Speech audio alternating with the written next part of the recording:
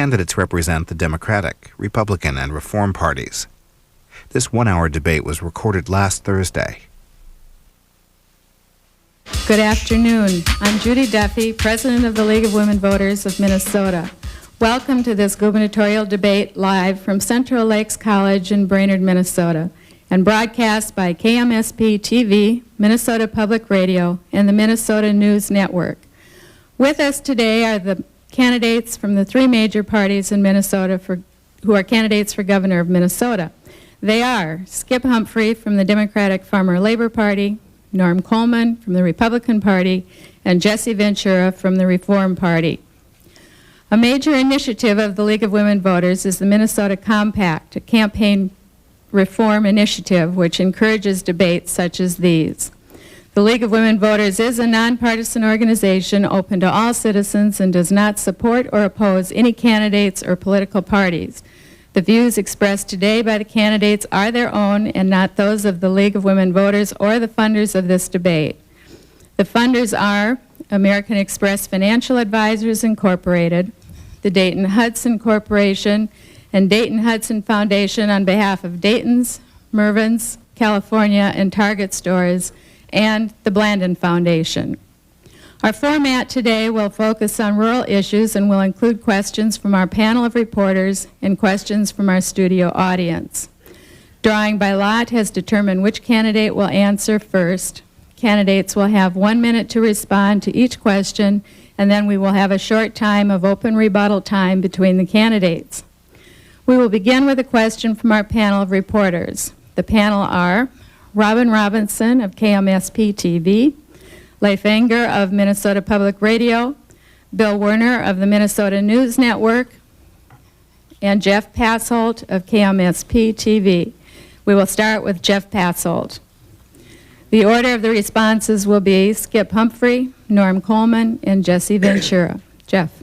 Okay, thank you. Well, I guess to start off, we'd like to know something about money. I'm going to ask you a three-pronged question about money in the state of Minnesota.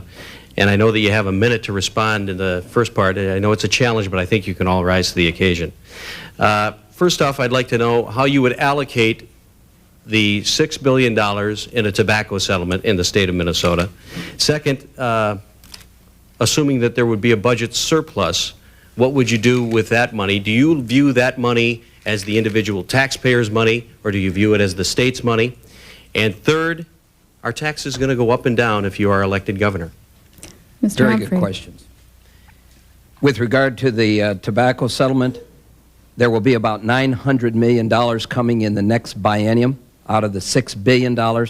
Some $200 million of that should be allocated directly to smoking cessation, smoking prevention programs, combined together with the other $200 million that is already set aside by the court. That will give us the opportunity to develop a world-class program an initiative in that area so that we can prevent the next generation from even starting to smoke, and that'll save us over $1 billion a year in terms of total cost. With regard to taxes, I think that we're going to see a tax cut. I've proposed a $1 billion income tax cut, permanent tax cut, with more than $340 million worth of permanent property taxes. We can make sure that that goes back to working families, targeted to working families, and to make sure that we have the opportunity to see that take place. Thank you. Mr. Coleman. Certainly there's a clear fundamental difference between the Attorney General and myself on this issue. Yes, we have $200 million that should be put aside for smoking cessation programs. But beyond that, then, the money goes back to the people who paid for it. That was the whole basis of the suit. We were overpaid, overcharged. So we're going to use it in the Coleman administration to cut taxes. One of the taxes that we cut is the 1.5% health care provider tax. Get rid of the sick tax. The Attorney General said that was willy-nilly to give that back to taxpayers. That's crazy. It's not government money. It's your money. In addition to the Coleman plan, if we have surpluses, I have a kicker in there, trigger. Money automatically goes back. We spend $23 billion biannually. We'll give back the surplus to you. I believe in you to give you the freedom to spend your money the way that you see fit. That's how you generate hope. That's how you generate opportunity. That's how you generate jobs. A very clear difference. It's your money. Give it back to you. In a Coleman administration, taxes will be cut. In a Humphrey administration, he is going to spend, and even his DFL opponent said, taxes will be raised. Thank you. Mr. Ventura. Well, first of all, let's talk about the tobacco money in the first place. Who's really paying right now? The very addicted smokers that it was supposed to help out. You know, because the tobacco industry was forced to raise 2.5 cents a pack. They got to raise it a nickel. So it's the tobacco industry is actually now more profitable because of it. And it's right on the backs of the very addicted smokers it was supposed to help out. So I had a problem with the monetary end of the whole thing anyway. I thought tobacco should be brought above board, but the money end of it was kind of ridiculous. Second of all, I would put it back into the healthcare industry to where we need the money to go that's cost us tremendous amounts of money in tobacco. Finally, as to a budget surplus, I'm the only candidate who stood on the steps of the Capitol and said, give the surplus back. And I appreciate the mayor of St. Paul, but 3 weeks earlier I came up with the trigger mechanism in the Star Tribune, and I appreciate it that he appreciates what I came up with on that. I would give the surplus back to the people, absolutely, because it's above the budget. Okay, thank you. Do you have a response to each other on this question? Well, I just want to say that obviously this is the people's money, and the people's representatives are going to be making the decisions as to how to allocate those resources. But I want to make sure that we keep our Minnesota commitments to our families. I want to make certain that we help families that are struggling to meet to have their ends meet when it comes to child care payments. And I want to make sure that we have the opportunity to see the kids go on to colleges and schools such as we're in today. Mr. Coleman, those are the kind of things that you have to be able to do if you're going to have a balanced budget. Mr. Coleman, what do you say to this? The way that you keep commitments to families, that you keep a lid on their taxes, you believe in them, you give them back their money, you let them make choices with it, rather than the Humphrey approach, which is create more government programs, which will create more spending, which will raise taxes. I'm the only person in this race who has actually cut taxes. Every year that I have been in office, I have cut the city portion of the property tax. That's hard to do, but what it does is it generates a sense of hope and confidence, new investment, new jobs. We don't need more programs. What we need to do is have a belief in you. Mr. Minnesota, Ventura, give you your money back and figure out what you want to do with it. I again have come out and have said straightforward that I will veto the raising of any new taxes in Minnesota after the $4 billion surplus. There is no reason to raise taxes at all. But both Democrats and Republicans saw fit to jump in and spend that surplus bipartisanship when they spent the whole thing. And not only that, what did they follow it up with? They spent a record bonding, $1 billion, both Democrats and Republicans. They talk the talk, but they don't walk the walk. Thank you. We need to move on here. Next question from Bill Werner of Minnesota News Network. Gentlemen, my question is about, be it for better or worse, what many Minnesotans' first contact is with your campaigns for governor, and specifically that is television and radio ads. A number of people that I have talked to have had comments about, shall we say, the caliber of campaign advertising this campaign season. One that has specifically drawn a lot of comment and a lot of media play is Mr. Coleman's comment at Farm Fest relative to family farms. And I want to read that comment verbatim and then ask each of you three to talk about the caliber of campaign ads that Minnesotans can expect as the season progresses. And if you want to talk about the Farm Fest comment and the family farm, I think a lot of people like to hear that too. Mr. Coleman's comment was, quote, family farms really in the end become what you define it, what you need to support you and your family. And it's not just about this image of what the family farm was and that we're going to save it, defies economic reality. We compete in a world marketplace, Can you unquote. also finish the last sentence of that quote? The last sentence of the quote. I read it. We compete in a world marketplace. Now, I'll toss it back to you, gentlemen. Mr. Coleman, you're first to respond to this question. And the last sentence of that quote says, we need to give farm families the tools that they need in order to compete in that global marketplace. Let them give them the opportunity to sell their product. Fair and free trade. I support that. The Attorney General opposes it. Don't have moratoriums on livestock. Don't kill the livestock industry. I oppose moratoriums. He supports it. Don't raise workers' comp. It's going to kill Main Street. I support workers' comp reform. The Attorney General will roll it back. The Attorney General came out with a, quote, press release with a quote saying something I never said. We're going to kill the family farm. 10 years ago when he ran against Dave Durenberg, he said Dave Durenberg was going to pull the plug on old people. No, I'm not pulling the plug on family. I support it. And the policies that I emphasize, including putting $150 million into my budget to pay the first half of 1999 farm taxes, property tax, supports family farms.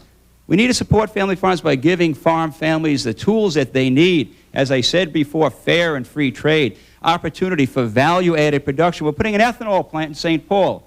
I have been there with the family farm. This issue has been demagogue, and the Attorney General should really apologize about that. Thank you. Next to respond is Mr. Ventura. Thank you. I do likewise support the family farm. I think it's a tradition in the state of Minnesota. My wife's family comes from Vernon Center, Minnesota, so rest assured when it comes time for those family get-togethers, Jesse Ventura will hear about the family farm. I think that what we need to do is deregulate definitely the family farm, take the handcuffs off them out there so that they can go out and compete. And we need to quit giving breaks to the absentee landowner.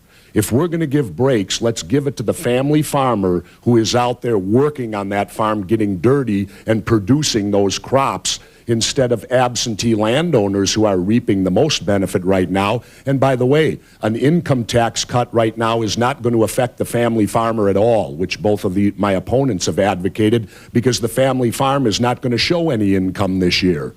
So how is an income tax cut going to benefit the family farm? You need to reduce their property taxes out there. You need to reduce property taxes across the board in the state of Minnesota. Thank you. Mr. Humphrey.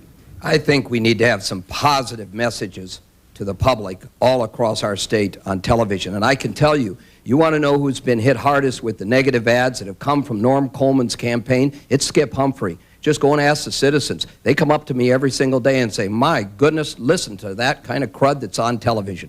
I want to see us talk specifically and expressly about the truth. I didn't say those words. Those were the words quoted in newspapers. The reality is that the family farm is the most basic, fundamental part of farming agriculture. And we need to save it. We need to increase the opportunities for family farmers. We've got a crisis on the family farm. We need to make sure that that November payment of property taxes is put aside. And so that we can delay that, we can go then and have the $340 million worth of property tax relief that I've provided. And we need to have a governor go to Washington and change the whole structure of farming so that we can then have the foundation for a much stronger, diverse agricultural economy and rural economy in Minnesota. Okay, thank you.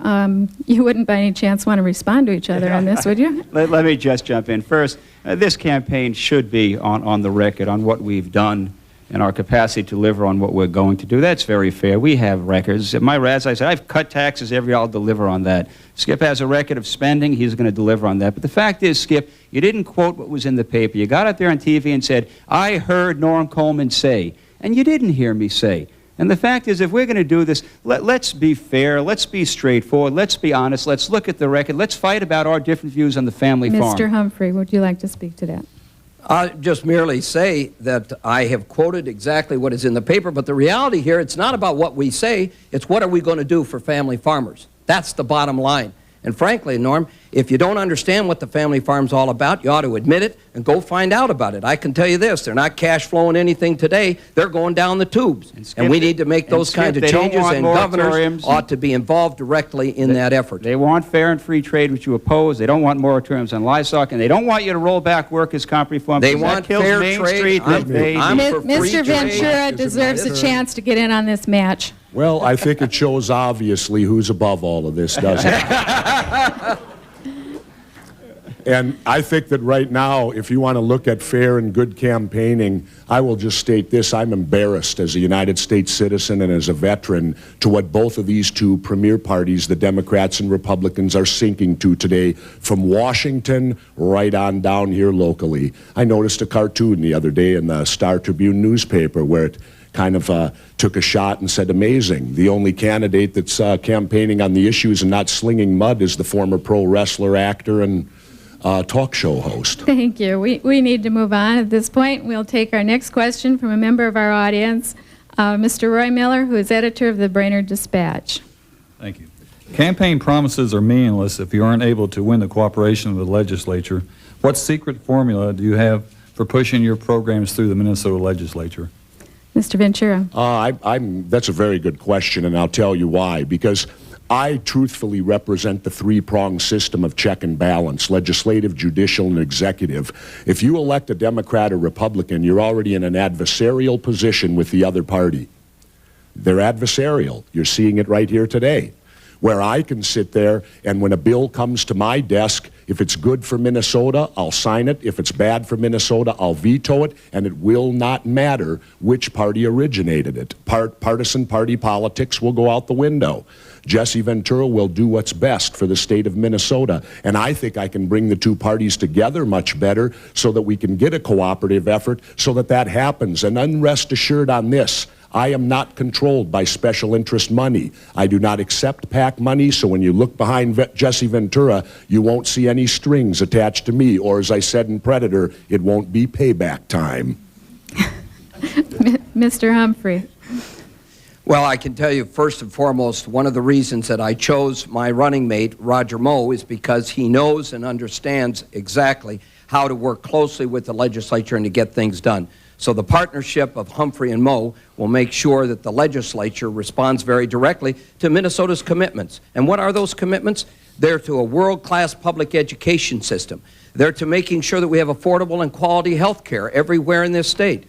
They're a commitment to see that we crack down on crime and stop the kind of violence that is in our lives. And they are, most important, a commitment to our working families to see that we return the $1 billion plus of permanent income tax cuts and property tax cuts that I have talked about. Now, those are the kind of things that we need to do that. If you go the other direction, if you go Colemonomics, you're going to have a heck of a time no matter who's doing it, because I guarantee you, we have a balanced budget that we've already proposed. I don't know what we're going to see with Mr. Coleman and his proposals.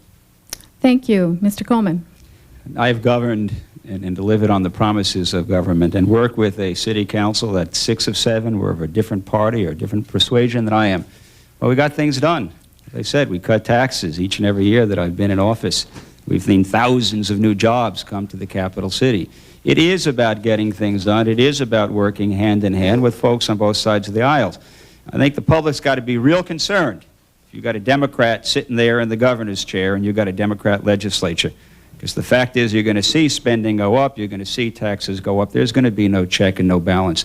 But in the end, you figure out ways to pull people together. You get away from that us versus them divisive politics, and you say, we got to get it done. We're going to cut taxes for Minnesotans. We did that in St. Paul. We'll do it for the state. We're going to create jobs by getting rid of unnecessary regulation, creating environment. People want to be here, grow families here. We've done that in St. Paul. We can do that for Minnesota.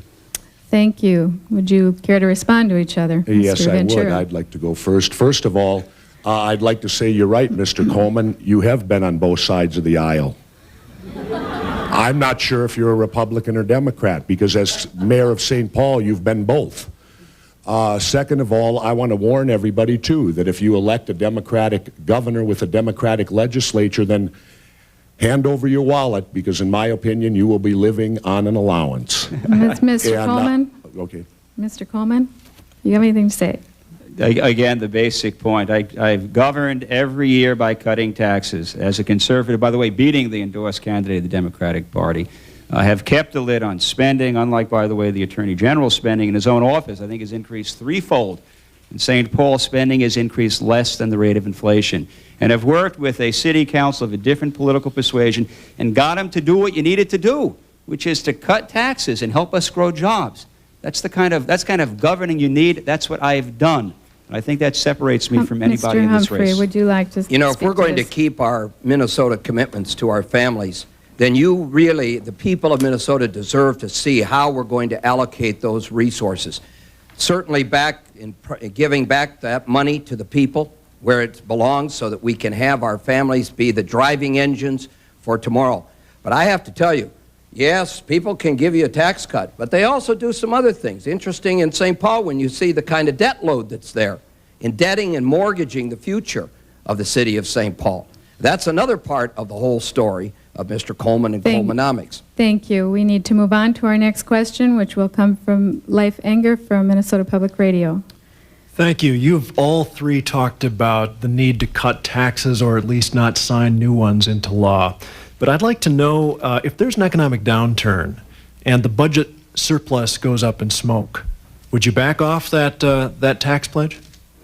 Mr. Humphrey, you go first. Well, let me just say, in our proposed budget, we have a reserve that is established that's even greater than the Carlson administration's, and I think it is sufficient to take and absorb the ups and downs of our economy. That is how we prudently and wisely provide for that full property tax cut, permanent, as well as the income tax cut. By the way, Mr. Coleman doesn't propose any property tax cut. That means your property taxes are going to go up, folks.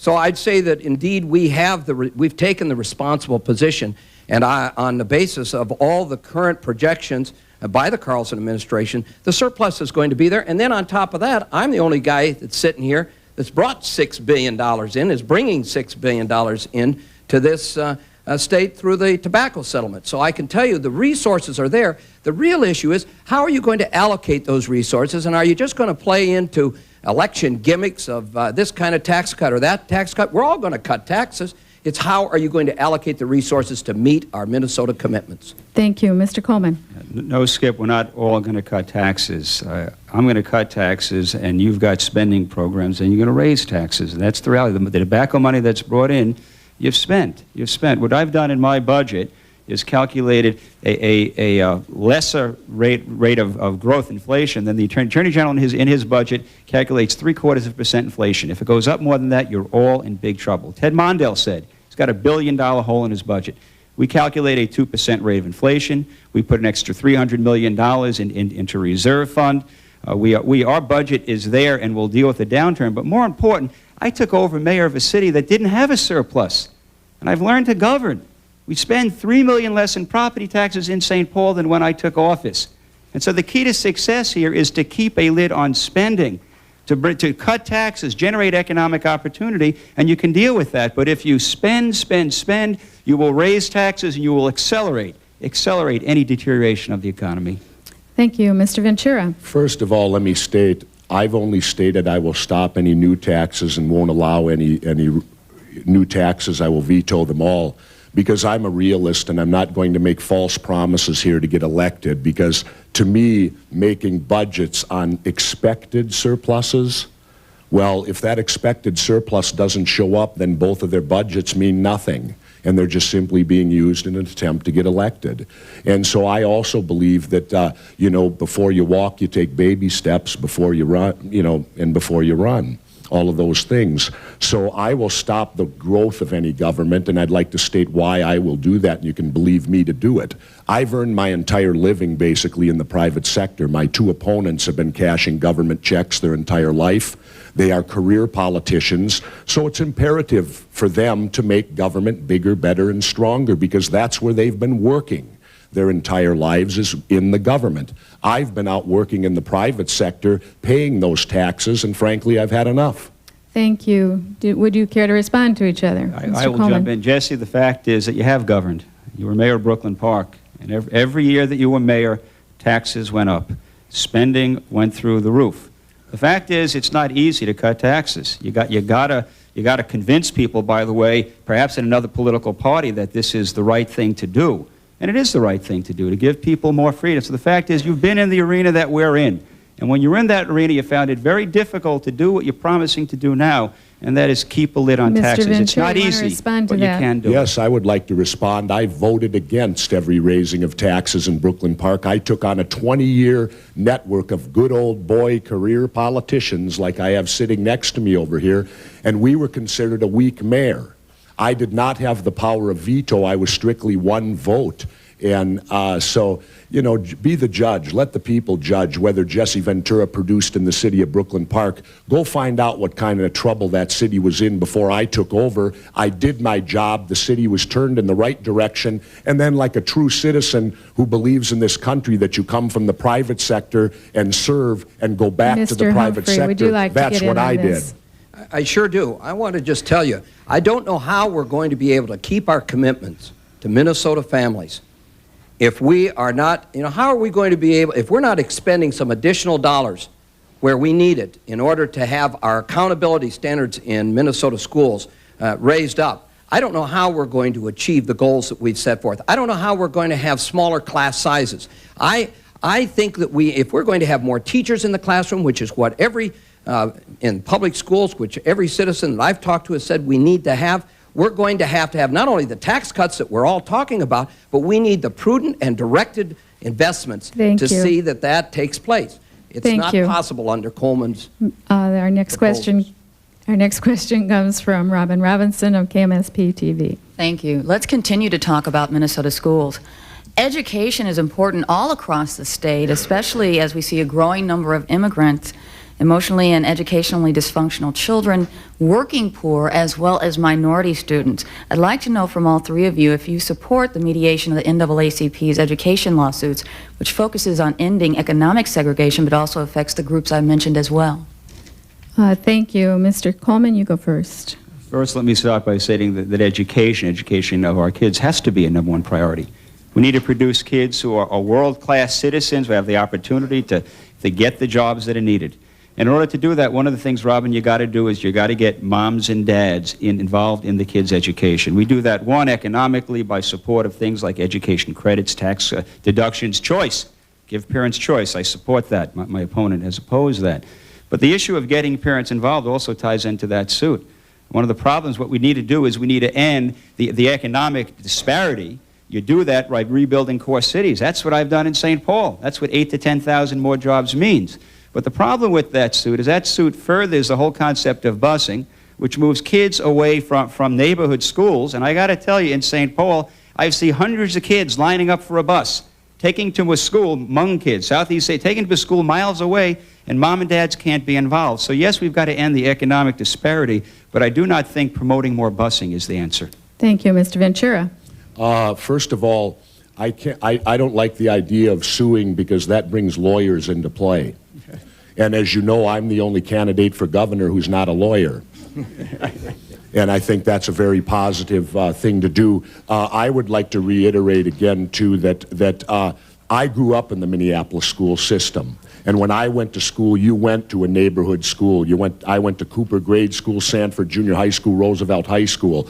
And I, too, agree that school busing is wrong. I spoke to that in North Minneapolis and got nothing but applause from the people up in North Minneapolis. And Mr. Humphrey was there that night, and because busing does nothing to make the school the focal point of the neighborhood, and that's what we've got to have happen, because that will get the parents involved. It's a three-prong approach. You need good teachers, good students, and parental involvement. You can't do that when you're busing kids all over during open enrollment. Thank you. Mr. Humphrey. Well, I think the question was, do we support mediation? Absolutely. The last place we need to be is in a courtroom. We ought to have mediated this even before we started the litigation. Frankly, this administration wants to go to court all the time. I have preferred that we move through the mediation process and have supported it, and I'm glad to see that we're doing that. We need to resolve these differences in the community, not in a courtroom. But I can absolutely assure you that we need to make sure we have the strongest world-class public schools. That is what we need if we're going to have the kind of workforce that is highly talented and trained and educated. The way we get there is to target our tax cuts to the early stages of life, helping parents make sure that they have quality child care, make sure that kids are able to go to colleges and to the technical schools. That's the way in which we need to approach it. But we also need to be able to make sure that we have the resources and availability for the smaller class sizes and for the other kinds of things that will change our public schools. You won't get that if you siphon off the dollars into private voucher systems. You know, we're going to sink, we'll sink our public school system faster than the Titanic if we do what Coleman wants. Your time is up. Would you care to respond to each other? I want to jump in. Coleman. Clearly, we're not talking about tax vouchers. We're talking about giving parents choice. By the way, Skip, the same choice you had, private school you went to, the same choice you had for your kid. And why shouldn't poor parents have the same right that you and your family had to at least use some of their tax money to support their, and that's not taking away from public education. Full funding for public education in my budget. One other observation about Skip's targeted tax cut. In his tax cut, he targets tax relief to the one category, the bottom, those who pay in the 6% bracket, those who make $24,000 or under. If you're beyond that, Skip no longer defines you as working families. So the only one getting targeted income tax relief are people making $24,000 under. Our tax cut goes across the board. The rest of what Humphrey offers would you like are to respond spending to this? programs. Yeah, I'd sure like to. The last time I saw the numbers, it was $120,000 per family. It's graduated, there's no doubt about that. But you see, again, you can look at my budget because I've proposed it. We don't have anything from Mr. Coleman. Norm, where's the budget? Let's see what the real numbers are that you're talking about. The reality is that we want to have choice. Education comes down to ABC, accountability, the basics, and a choice in the public education system. That is exactly what I'm for. Mr. Ventura, would you like to get in here? Yes, there's been a lot of talk about lowering class sizes, and the career politicians haven't found out that a law in Minnesota already states that class sizes are supposed to be lowered to 1 student, or 17 students per 1 teacher. There's been $281 million allocated to do such that has been sent out to the local school boards, but there's loopholes. So it's not being done. It's not being implemented. May Shunk, who's a career school teacher, who is my lieutenant governor candidate, she will handle education because she's been down in where the kids are learning right now. Thank She is you. not a bureaucrat. We need to move on to our next question, and it's from a member of the audience, Mr. Liam Clark, who is a program officer of the Blandin Foundation. Gentlemen, traditionally rural Minnesota is thought to be tied solely to agriculture. There's been a lot of talk in this campaign about agriculture. However, today, the state's rural economy depends on a number of key industries. What's your vision for the future of rural Minnesota? Is it a declining rural and an expanding metropolitan area, or is it a balance? If so, how will you achieve it? Who is responsible? And how will you measure this? Mr. Ventura. Well, first of all, let me state this. High taxes and being overtaxed is that way whether you live on the Iron Range, whether you live in urban Minneapolis, St. Paul, or whether you live in urban Minnesota, or rural Minnesota, excuse me. If we need to cut down the size of government, we need to cut down government's infiltration into our lives. We are becoming so dependent upon government and everything about government. And if we do that, if you put more money back in your pockets, that's what spurs the economy. Let's remember something. When the government gives someone $1, they took that dollar from somewhere else, because all they do is redistribute money, and the chances are they took $2 from somewhere else because they kept $1 for themselves and then passed the other dollar on at that point in time. So lowering taxes across the board and diminishing the size and scope of government is the answer for all. Personal responsibility, that's what I stand for. Thank you, Mr. Humphrey. I firmly believe that obviously the centerpiece and the foundation block of Greater Minnesota is the family farm, and we need to make sure that that succeeds and expands. But beyond that, we have a wonderfully diverse economy, and the way that we encourage that to expand is to provide a revolving fund of more than $5 million to encourage metropolitan businesses to grow in Greater Minnesota. We think that with leverage amounts, we can expand that, and we'll use the Blandin Foundation and others to see that we provide a greater and more diverse economy throughout Greater Minnesota. That's what's key. It should be balanced. There is no reason on earth why everything should happen in the metropolitan area. But we need to make sure that we have all of the ingredients of a quality of life, which includes quality health care, good public education. We've got to make sure that all of those key elements of a good society are in Greater Minnesota as well as in metropolitan Minnesota. Thank you, Mr. Coleman.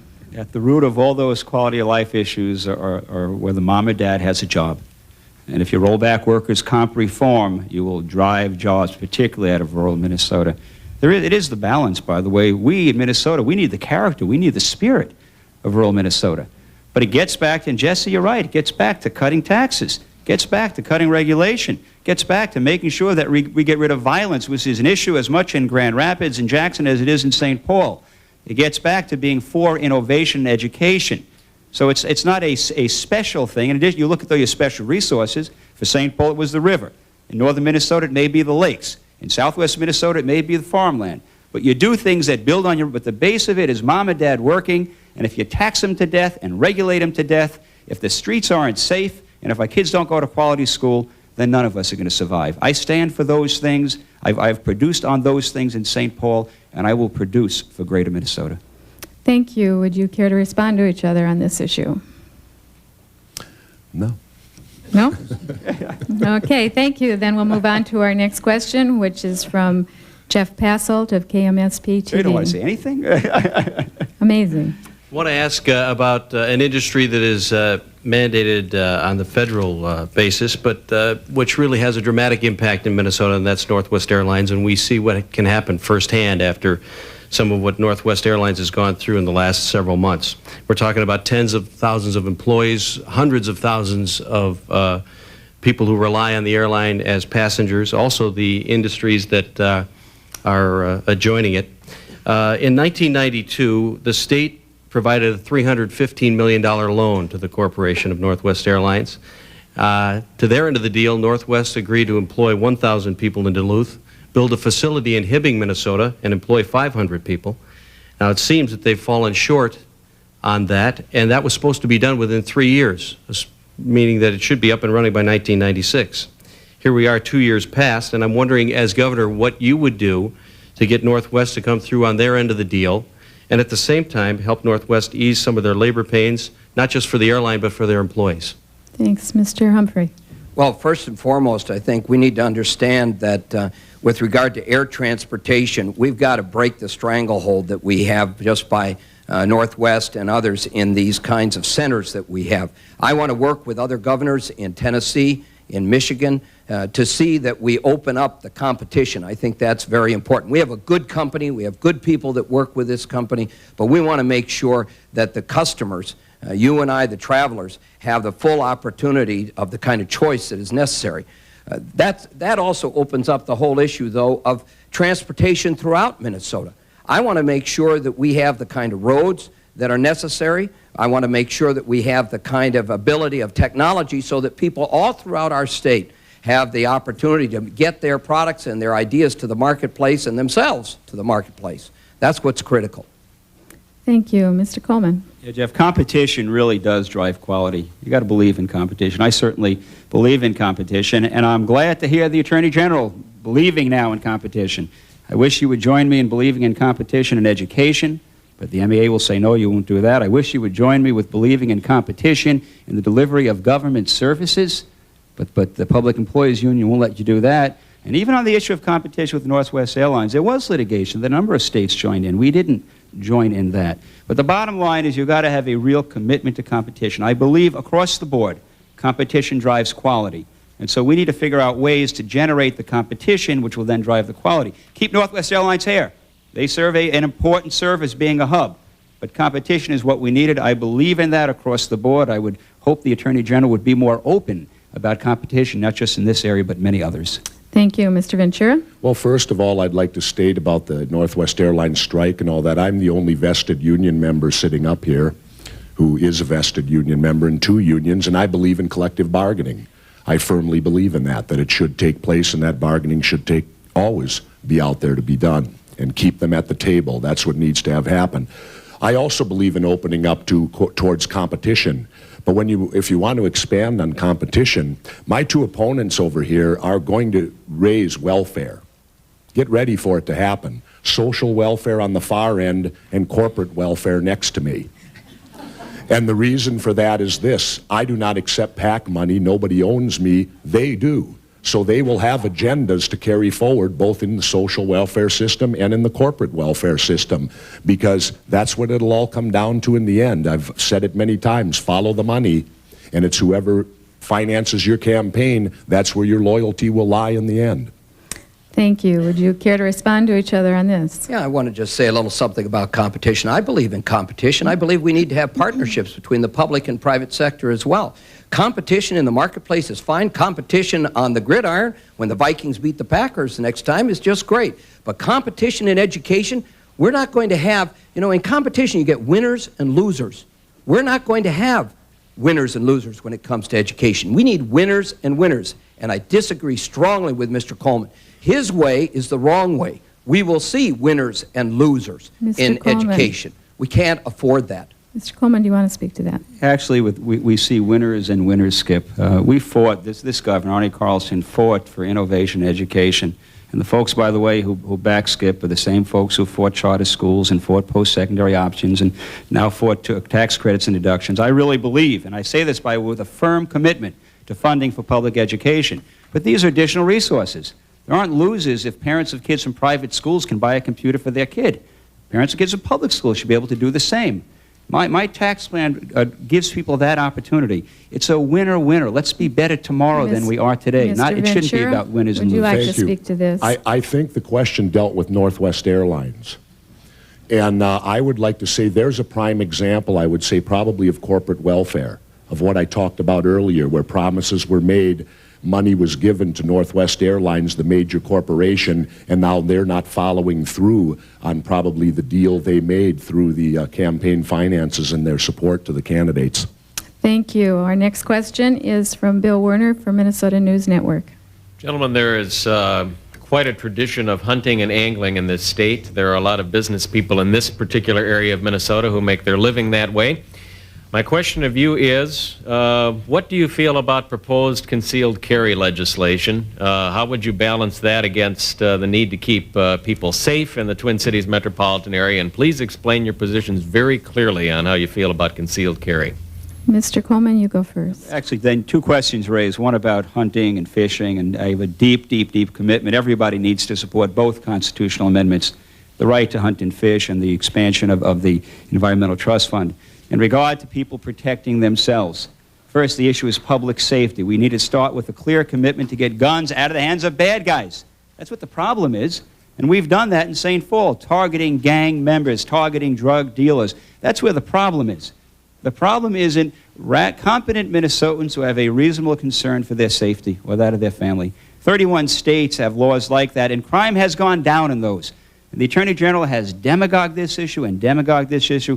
Let's focus on what are we doing to get guns out of the hands of bad guys, out of drug thugs, out of criminals, and not put the onus on law-abiding citizens who may have a legitimate concern for their safety, the safety of their family.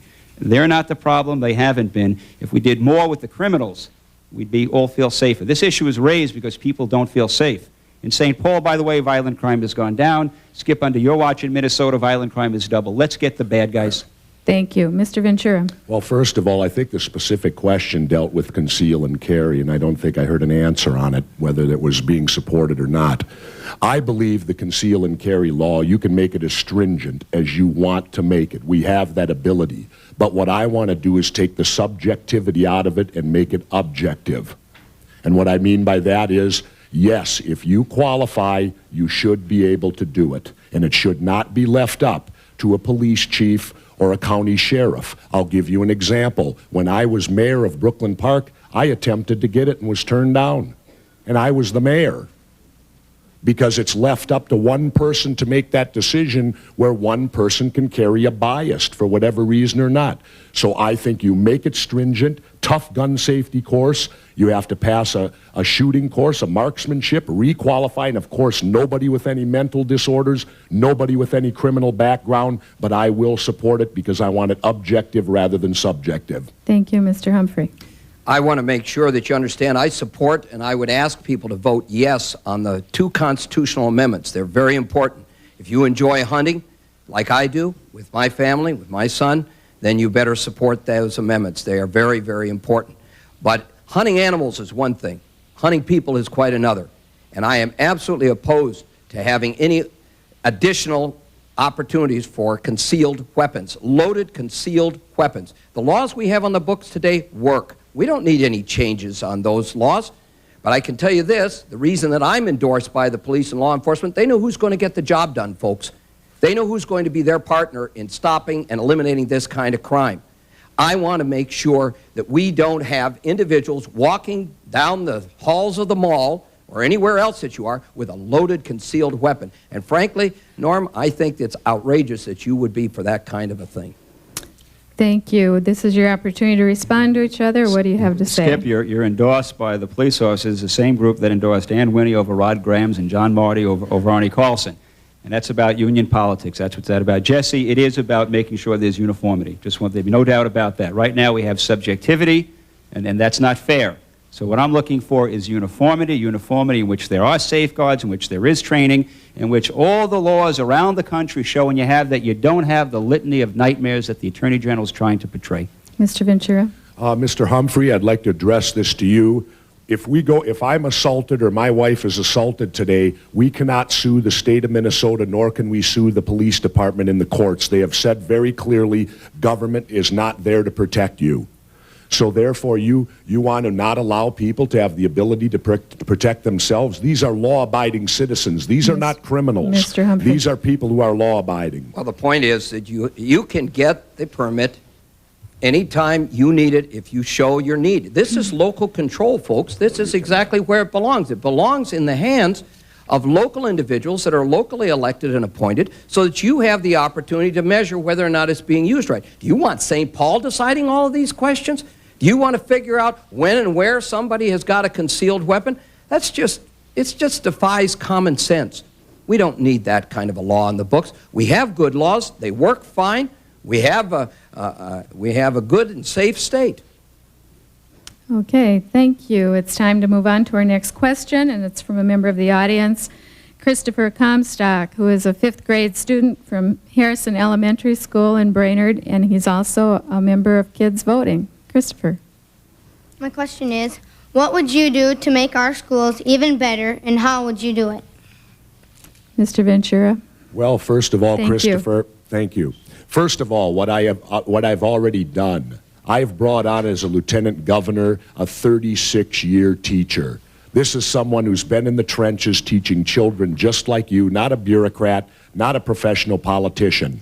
And I've told May Shunk that she will be in charge of education. We want to reduce class sizes 1 to 17. As I said, the money's already being appropriated for it, but it's being lost somewhere. They're not using it for that. And I want to get parents back involved in schools. And I want to make the public school system as strong as I possibly can, because I am a product of public schools, and so are my children. They both went to public schools. Maybe the other candidates would like to state whether their children went to public school or not.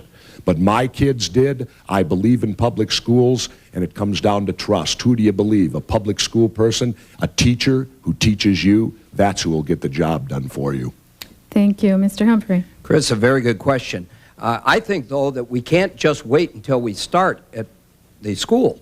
We have to start earlier than that. We literally have to start when children are born. We need to have good parenting skills taught to parents. We need to help support the effort through an income tax cut and a credit that will provide for learning-based child care. We need to start right at those stages, because that's terribly important. But once we get to school, we ought to have smaller class sizes. We ought to have more teachers in the classroom, be able to be there. We need to make sure that we hold ourselves accountable so that the standards and the performance goes up. We need to make sure we teach the basics, reading and writing and arithmetic, but also how to work together, how to make sure we use good communication skills and to know that technology. And then we need to be ready to go right on into that higher education learning. Those are the key areas, along with full choice of what is needed best for you.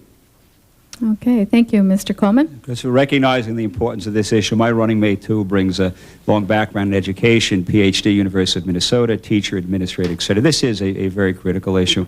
What do we need to do? First, we need to make sure that we get moms and dads involved in your education. That's critically important. And at the same time, we want to have high standards. But don't let the bureaucrats in St. Paul tell you at the local level how you meet those standards. Skip, it is about basics. It is about reading and writing and English. But the other stuff you throw in is the gobbledygook. And that's what's being dictated now by St. Paul about how you have to work in a group process. Let's get basics done. Let's get parents involved. Let's make sure that teachers can have discipline in the classroom. Let's reward excellence, merit pay. That's competition. Let's support, give the best teachers rewards for doing what they're doing. And let's not be afraid to innovate. Charter schools were innovation. Post-secondary options were innovation. Tax credits, deductions are innovation. I support that. That means your mom could spend money, her tax money, on a computer for you, or on books for you, or on mentoring, tutoring for you. That's what we need to do. Innovation, discipline, rewarding teachers, getting moms and dads involved, and focusing on the basics. Thank you. Would you care to respond to each other? Mr. Ventura. Yes, I would. It's called talking the talk and walking the walk. Maybe I'll reiterate my question again, Chris. Both of my children attend public schools. I'll ask the other two candidates once again, where do their kids go to school? You know, Jesse, it is about talking the talk. And, you know, this thing is not retaliate in '98, and it's not division between public school kids and private school kids. A whole village it takes to raise a child? Let's raise the whole village. That's, by the way, what credits and deductions do. Don't throw out part of the village. Maintain a firm commitment to public education. But don't throw out any kids. There are a lot of parents who homeschool their kids. They have that right. We should support that right. It's about giving kids the best education.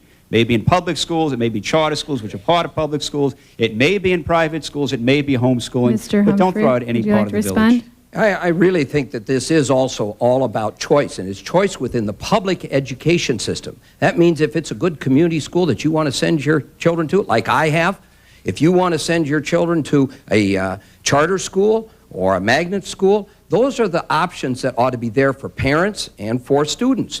But we're not going to be able to do that if we have this fancy economics that I keep hearing about from Mr. Coleman. It just can't be done. You've got to look at what the budget says and where those dollars are going. If they're all going off into siphoning off into a voucher scheme, or if they're going off into the other kinds of things he's talking about, there's not going to be the resources to do the things that we've talked about. Okay. Skip, there's no Thank you. voucher scheme. Thank you. we need to move on to our next question, which is from Leif Enger of Minnesota Public Radio. Thank you. A simple question. Is there any scenario any of you can envision where any public money would be used to construct a new baseball stadium in Minnesota? Mr. Humphrey. Who's first? Mr. Humphrey. Me first. I don't see any public dollars going to a baseball stadium that is going to line the pockets of wealthy sports team owners. I don't see it. The public won't stand for it, and I won't stand for it. If they want to work together with the private sector and with the industry, that's fine. But I got to tell you, we've got a problem not only here, but we've got it across the country. That's why I've taken the action, legal action, to see that we open this business up and take a look at what's going on. Thank you. Mr. Coleman. This is one where you got to look at the difference between talking the talk and walking the walk. Skip, you supported tax dollars for the Metrodome. Your running mate, Roger Moe, has been the guy behind public funding. You got the Moe-Humphrey budget. You got the Moe-Humphrey plan for rural Minnesota. But now you're saying you don't have the Humphrey-Moe plan to deal with the stadium. This is an issue that needs leadership. And what you need to do is say, how are we going to figure out a way to keep a community asset here? And if it takes user fees, which are, by the way, public dollars, we collect them, but it's by the people who enjoy the product. If it takes tax dollars that come from those restaurants in the area that are going to benefit from it, we should have the courage to figure out a way to keep a community asset here. We did that with hockey in St. Paul, and my taxpayers supported it. And they're not using their property tax dollars, and they got a new business that's going to bring between $3 and $8 million a year of new revenue, 1.4 million more visitors, part of a whole economic revival. But goodness gracious, on this one, Skip, don't hold your finger to the wind. Roger Moe is the guy behind the stadium issue. You've supported public funding in the past. Let's figure out a way to get this thing done with taxpayers saying it's doing the right thing. Mr. Ventura. First of all, I'll be very clear on it. No. There will be no public tax dollars with Jesse Ventura going for a new stadium of any manner. I do support if they want to put slots at Canterbury out there and put a big sign that says, "Help out poor Carl." If you want to volunteer and help him, that's fine if it goes on a volunteer message. But I cannot support it when you have, I'll take just Mo Vaughn, for example. Boston, he just turned down $34 million for 4 years. It wasn't enough. And not only that, you have a Jacobs Field in Cleveland now, sold out every game. You can't buy a ticket. Had to come back this year for public subsidy. They can't make ends meet. So until professional sports gets its labor in some type of order, I am not going to look into the face of somebody making $25,000 a year and tell them we're going to take some of your money to build a stadium. Thank you. Do you have a response to each other on this? I just make it abundantly clear. I'm not going to support public tax dollars for that kind of effort. If Norm wants to put it into hockey arenas or anywhere else, and, you know, it was there, that's exactly what you went up to the state legislature to lobby for. That's your fine business, but that's not where the people of Minnesota are, and that's not the way I'm going to approach it as governor. And I want the twins here. They were my twins before they were even twins. They were senators. Mr. Coleman. Again, look at who walked the walk and who's talking the talk over here. The fact is that twins are a community asset, hockey's a community asset. Do it in a way that the tax base feels the right thing. The fact is, Jesse, there are some businesses that are going to make money on that deal. And if those customers want to contribute, it may be through tax dollars. It may be user fees. It may be taxes on liquor around the area that is benefiting. So the fact is we should have the courage to figure out a way to do that. We did that with hockey, and we got a $65 million loan from the state. Ventura, and we want to also speak to have that? 1.4 million more people coming to the core downtown of the capital city. And I might add a $65 million interest-free loan. How many of you have gotten one of them lately from the state? Let me talk about hockey for a moment. If Whitney Houston sings at that new arena, guess what? The money goes to the hockey team. Doesn't go back to the people or to the government.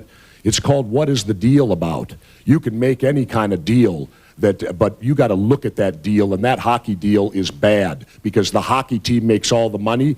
Again, follow the money. Take a look at who the contributors are to certain campaigns, and you'll find out why the hockey deal happens. Thank you. Let me jump in on the hockey deal. The hockey team pays $6 million a year to the city. Thank you. There are no property taxes involved. And that's why the people Next of St. question. Paul supported that deal, Jesse. We do need to move on. Our next question is We all get double from rebuttals. Robyne Robinson of KMSP-TV, please. Thank you. Rural AIDS and HIV education is especially important right now that we're seeing the first cases of patients resistant to strains of protease inhibitors after what seemed to be a leveling off period and prolonged life for AIDS patients. What will you do to provide care and education when the next wave of AIDS deaths begin to happen more frequently in Minnesota? And I'd also like to tie that to find out whether or not you support the Human Rights Act, which would include the right to these patients to have a home or a job without discrimination. Thank you. First answer is Mr. Coleman. First, let me start by saying that we have an obligation to deal with those who are suffering across the board, AIDS and certainly cancer, a mother-in-law dying of cancer. Government needs to do its share, and we've been there. We also, by the way, Robin, we do it in partnership with the private sector, with the community. We have a wonderful place in St. Paul called David House. It's privately operated. The city is a partner. We work with them, but they provide care for kids with AIDS. So on all of these, government has to play its role, but can't do it by itself. Secondly, in regard to discrimination, I strongly support human rights for all, but I don't support special rights, and I think you got to separate it out between special rights and equal rights. I think you can find ways to make sure people aren't discriminated against without having a special provision in there for whether it's for folks who are on sexual orientation, whether it's a political party, whatever it is. Let's have equal rights for all and not have special rights for few. Mr. Coleman, or excuse me, we're at Mr. Ventura. I absolutely support anything that can be done for AIDS education. We certainly need to get it into the schools. We need to teach the children. It should also be taught at home, absolutely, because this is a disease you die from. And this is not a disease that's limited to just the homosexual community. This is a disease now that is spreading throughout the world to everyone, hetero or homosexual. And the way you defeat it is through education, and government should support that education in every manner to ensure that people fully understand what the repercussions are if you're going to have sexual contact or anything of that nature. So the key is education, government supporting that education and doing whatever we can to limit AIDS. It's a disaster, and it will rear its head again. Thank you. Mr. Humphrey? I want to see everything that we can possibly do to help AIDS patients. But we need to make sure that we have affordable and accessible health care for everyone. Do you realize that there are some 80,000 children that have no health care coverage at all? They wait until the emergency shows up, and then they show up in the emergency room. That's not where we need AIDS patients or children or any other kinds of situation. We need to make sure we have quality, affordable health care for all. That is critical. That's part of the effort where we join together in partnership with places like Park House in Minneapolis and others. Those are all the kinds of things we need to do. But I guarantee you this, we are not moving back into the shadows of discrimination. We are going to move forward. I fully support the Human Rights Act as it is presently amended. We're not discriminating against individuals, and I will oppose any legislation that would turn back our efforts to move forward on human rights. Thank you very much. I'm sorry to say that is our last question. We don't have time for rebuttal. We have people waiting in the audience to ask more questions. In a minute, a debate